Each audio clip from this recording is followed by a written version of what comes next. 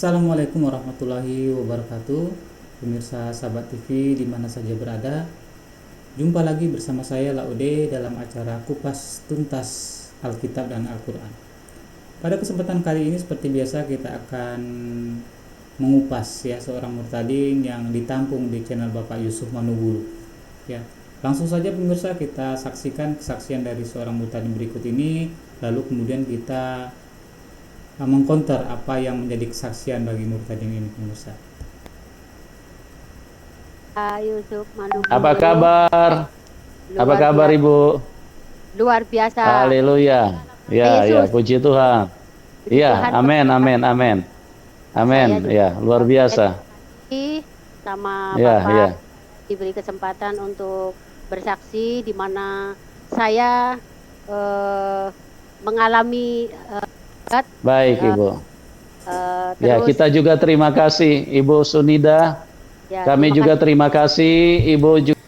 Nah, jadi murtadin ini namanya Ibu Sunida. Ya pemirsa ya. Ibu Sunida. Lanjut. Juga bermurah hati mau hadir untuk berbagi kepada teman-teman dan perjalanan hidup Ibu di dalam karya Roh Kudus, di dalam jamahan Roh Kudus, di dalam hal-hal yang supranatural. Ibu bisa ceritakan kepada kami semua dan itu akan menjadi berkat yang luar biasa. Ya, kita saksikan ya pemirsa bagaimana kesaksian dari murtadin ini. Ya, tentu saja ketika dia memberikan kesaksian ini kan dia ingin membuktikan bahwa Kristen itu adalah suatu kebenaran gitu ya. Sedangkan yang lain di luar Kristenan itu adalah suatu yang sesat gitu. Jadi tujuan dari kesaksiannya kan seperti itu pemirsa, ingin memberikan bukti bahwa Kristen itu adalah benar. Sekarang kita lihat apakah Kristen itu benar. Ya, kita lihat. Untuk membawa banyak orang lebih dekat kepada Tuhan. Oke Ibu, waktu dan tempat saya serahkan kepada Ibu untuk sampaikan secara lengkap apa yang telah Tuhan Yesus kerjakan di dalam kehidupan Ibu. Dimulai dari latar belakang saat Ibu masih kecil. Oke, silakan Ibu. Ya, terima kasih Pak. Nah, kita saksikan ya pemirsa ya, bagaimana kesaksian dari murtadin ini. Saya di sini mau menceritakan dalam pengalaman saya, kenapa saya jadi Kristen. Perjalanan saya sangat panjang gitu ya. Pada waktu itu saya tidak pernah nggak pernah mimpi dalam kekristenan itu. Menurut saya itu tidak benar gitu. Nah, sudah tahu Kristen itu tidak benar, tapi kenapa dia mau masuk Kristen? Nah, jadi dia ini tidak menggunakan akal sehat ya pemirsa. Ya barangkali saja beliau ini poinnya ya gini, tidak paham Kristen itu apa sih. Ya, makanya saya juga menghimbau kepada saudara-saudara saya yang muslim, ya, jangan hanya membaca Al-Quran itu dari teks Arab, jangan hanya mengaji, tetapi marilah kita kaji, karena Al-Quran itu adalah kebenaran. Sehingga ketika kita tidak mampu memahami Al-Quran, maka kita akan bernasib sama seperti Ibu Sunida ini, yang nanti akan menyesal di akhirat. Ketika berjumpa dengan Yesus nanti, mereka akan diusir oleh Yesus, seperti tertulis di dalam Injil Matius pasal 7 ayat ke-21 sampai dengan 23. Jadi seluruh umat yang menuhankan Yesus, yang mengadakan mukjizat, ya, mereka semua akan diusir oleh Yesus. Jadi ini bukan kata saya, tetapi kata Alkitab. Bisa dibuka di dalam Injil Matius pasal ke-7 ayat 21 sampai dengan 23. Ya. Pemirsa cek apakah kata-kata saya ini benar, ya. Pemirsa bisa koreksi itu. Silakan pemirsa buka sendiri referensinya. Kita lanjut pemirsa. Ya, karena di saya pertama-tama saya mau menyapa bapak saya ngirim ke sawah. Lalu pada waktu itu saya ngirim, jadi rumah saya ke sawah itu cukup lumayan jauh gitu ya. Jadi saya namanya anak kecil, saya lari-lari gitu ya. Saya antar bapak saya makan, lalu saya pulang. Kata bapak saya bilang, ini udah agak mendung, kamu cepet, kamu pulang gitu loh. Kamu pulang, takutnya kehujanan gitu. Ya udah. Jadi ini ceritanya di sawah lah ya pemirsa. Di sawah dia di apa ayahnya mengatakan padanya, kamu pulang saja gitu, hari mau hujan ya pemirsa. Jadi kesaksiannya itu bermula dari sini pemirsa, saat dia itu masih kecil ya pemirsa. Lalu saya pulang gitu loh. Saya lari di tengah jalan, langsung ini hujan itu besar. Hujan itu sangat banget besar sampai gelap gulita. Hujan sangat besar sampai gelap gulita. Seperti gelap apa pemirsa? Apakah seperti malam yang gelap? Ya, jadi kita lihat dari pengakuannya ini pemirsa. Ini ada sandiwara di sini ya. Tapi saya tidak bisa menjustifikasi, artinya saya tidak bisa mengklaim sepenuhnya bahwa ini adalah kedustaan yang mengada-ngada.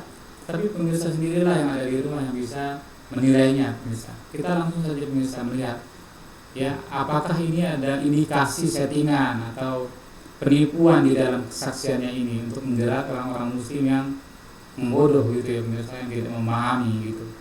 Jadi hati-hati kepada saudara-saudaraku kaum muslimin, penyesatan yang dilakukan oleh Muqtadin ini. Mereka tidak peduli ya, mereka tidak peduli jika mereka nanti di akhirat itu diusir oleh Yesus, karena mereka ini sudah dicuci otaknya. Mereka itu beriman dengan kematian Yesus di palang salib dan pada hari ketiga akan bangkit. Cukup dengan itulah konsep keselamatannya, seperti kata-kata Paulus di dalam Roma pasal 10 ayat 9 ya. Jadi mereka ini sudah tertipu dengan Paulus.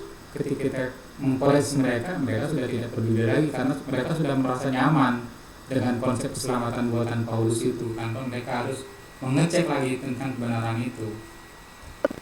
Saya lihat kanan kiri gitu loh. Akhirnya di situ ada badai, ada ada petir yang menyambar-nyambar. Saya anak masih kecil waktu itu, nggak ada satu gelintir orang, nggak ada sama sekali. Saya bilang tolong, gitu. Nggak ada orang. Lalu saya menyebut, saya bilang, ya Allah, tolongin saya, ya Allah, tolongin. Coba pemirsa lihat ya bagaimana kesaksian dari Muqtadin ini pemirsa. Apakah ini sandiwara? Pemirsa sendirilah yang bisa menilainya ya pemirsa. Saya gitu kan.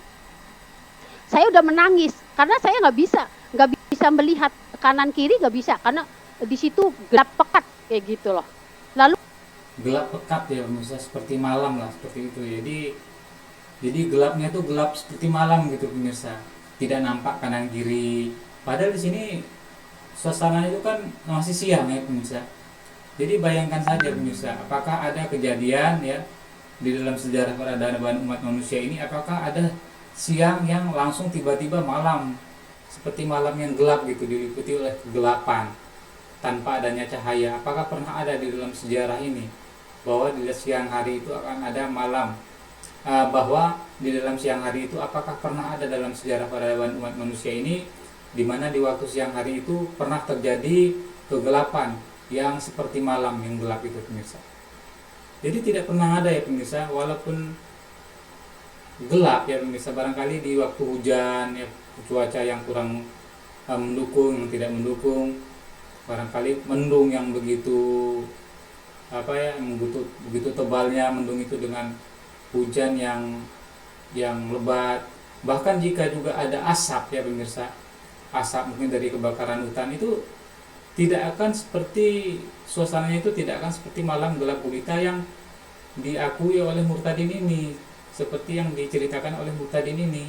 Jadi Muqtadin ini terkesan membuat suatu cerita yang mengada-ngada pemirsa untuk mendukung kesaksiannya itu. Jadi umat Paulus ini mereka tidak peduli dengan kesaksiannya itu, apakah itu bohong ataukah tidak, mereka tidak peduli. Yang penting orientasi mereka itu adalah duniawi, bukan akhirat. Mereka sudah tertipu oleh Paulus ya pemirsa, dalam konsep keselamatannya yang palsu itu. Karena saya sudah ketakutan yang sangat hebat, yang saya rasakan pada saat itu mati pokoknya. Masalahnya itu petir nyamber sini gitu. Enggak. Bayangkan ya pemirsa, petir sambar menyambar gitu loh pemirsa. Ya. Seperti di film-film apa gitu ya pemirsa, mungkin barangkali pemirsa itu pernah menonton film action ya pemirsa. Jadi seperti itu. Jadi Muqtadin ini barangkali sudah sering melihat film action ya, di mana orang-orang itu bisa mengeluarkan kesaktiannya mengeluarkan petir dari tangannya, dari tubuhnya yang menyambar-nyambar.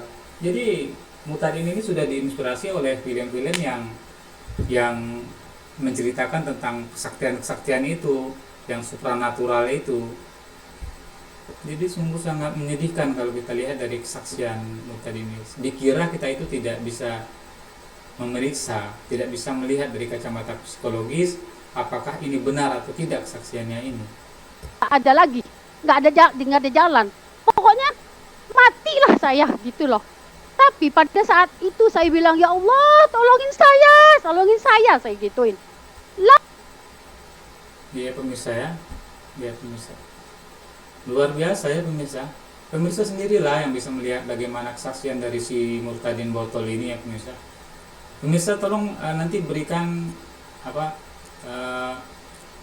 komentarnya ya di link komentar. Bagaimana pendapat saudara yang ada di rumah tentang kesaksian seorang Murtadin ini pemirsa. Lalu ada suara di atas.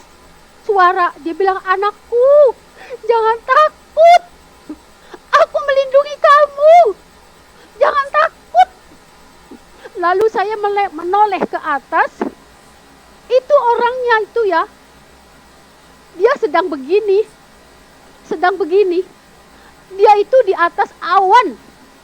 Dia di atas awan. Seolah-olah awan itu seperti meja gitu loh. Sambil dia menatap saya. Ya, pemirsa bisa melihat ya kesaksiannya ya. Dia melihat seseorang itu di atas awan yang sedang berdoa lah, seperti kalau orang Kristen itu kan berdoa seperti ini ya pemirsa ya. Tadi seperti itulah, saya sendiri hanya bisa melihatnya di film-film, tetapi gambarannya seperti inilah gitu. Jadi yang dilihat oleh Murtadin ini ada seseorang yang berada di atas awan sedang berdoa gitu ya pemirsa.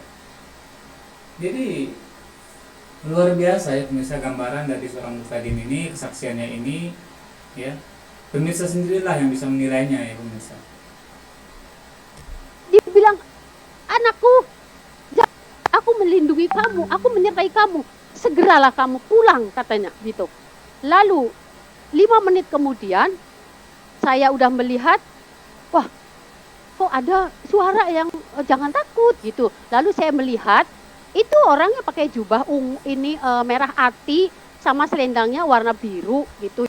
Nah jadi ini pemirsa, Murtadin ini tentu saja dia ketika dia mengetahui dari cerita-cerita di dalam Alkitab bahwa ketika Yesus itu mengalami penderitaan di kalang salib, ya beliau itu jubahnya itu dibagi-bagikan ya, jubah ungu ya pemirsa ya, dengan mahkota durinya. Jadi ini yang menjadikan inspirasi bagi Murtadin ini untuk memberikan kesaksian bahwa saat itu dia melihat Yesus di atas awan itu ya. Jadi pemirsa, mungkin pemirsa sementara ini saya cukupkan sampai di sini dulu ya. Jadi biar tidak terlalu panjang. Dan pada step berikutnya nanti saya akan memberikan klarifikasi lagi untuk kelanjutan dari kesaksian dari Murtadin yang satu ini ya, dari Ibu Sumida ini. Jadi agar tidak bertele-tele, pemirsa yang ada di rumah, saya tidak ingin memberikan video yang panjang dulu gitu, karena kalau terlalu panjang juga kan pemirsa bisa bosan gitu ya pemirsa. Jadi poin-poinnya saja yang hendak kita sampaikan di sini. Ya, jadi di sini tentu saja masih sedikit ya pemirsa ya dari kesaksiannya, dan klarifikasi yang saya bantah di sini masih belum panjang ya pemirsa ya. Dan nanti kita akan saksikan pada episode berikutnya bahwa Murtadin ini adalah seorang yang tidak memahami Islam dan Al-Quran itu ya. Jadi kesaksiannya ini adalah semata-matanya karena beriman buta dengan konsep keselamatan yang palsu ya. Jadi kepada pemirsa yang ada di rumah, jangan lupa nanti pemirsa untuk menyaksikan video klarifikasi saya selanjutnya terhadap Murtadin Ibu Sumida ini pada video saya yang akan datang ya. Terima kasih pemirsa yang ada di rumah. Terima kasih atas segala perhatian dan mohon maaf atas segala kekurangan. Assalamualaikum warahmatullahi wabarakatuh.